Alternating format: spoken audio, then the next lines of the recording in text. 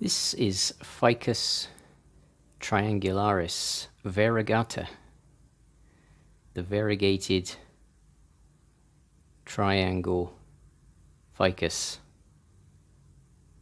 and it's one of the least known members of the ficus genus, but deserves to be more widely grown. As can be seen, it's an attractive plant.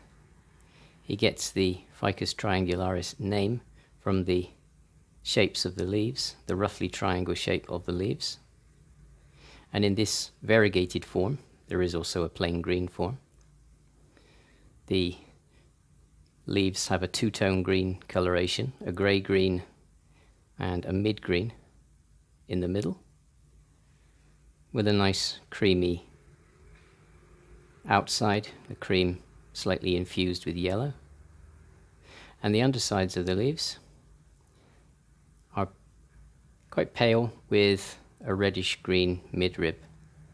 So overall, it's an attractive plant. Interestingly, when you actually touch the leaves, you know it's a ficus. It has that ficus feel to the leaves. If you're familiar with the other rubber plants, the more popular ones. This plant can be grown outside or indoors. It can be grown outside in subtropical or tropical regions, frost-free regions, where it likes a dry, free-draining soil. And it will grow into quite a sizable small tree or large shrub, growing up to about 3 meters. But in cultivation indoors, as a houseplant, it's going to stay relatively small and manageable. It's slow growing, like most members of the genus, and could easily be pruned and trimmed as necessary to maintain shape.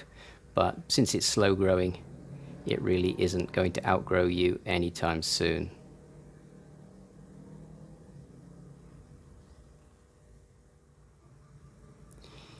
It needs a free-draining compost to keep it happy, and it needs to dry out in between waterings. Be careful that you don't overwater this plant.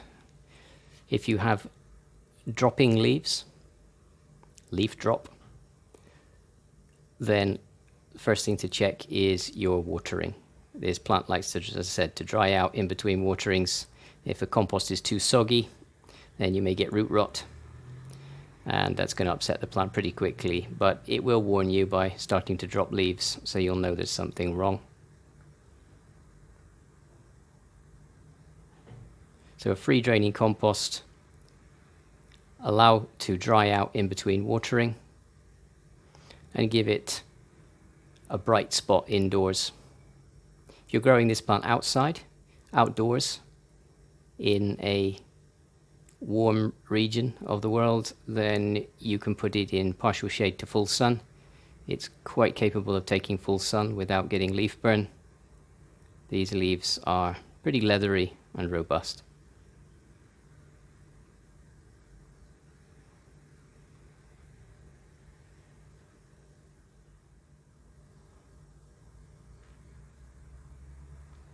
Propagation is by cuttings.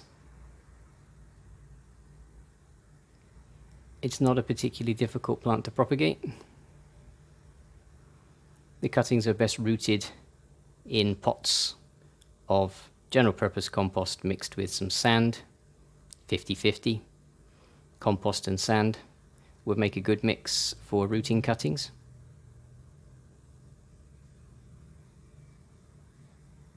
And the cuttings take approximately 4 to 8 weeks to root.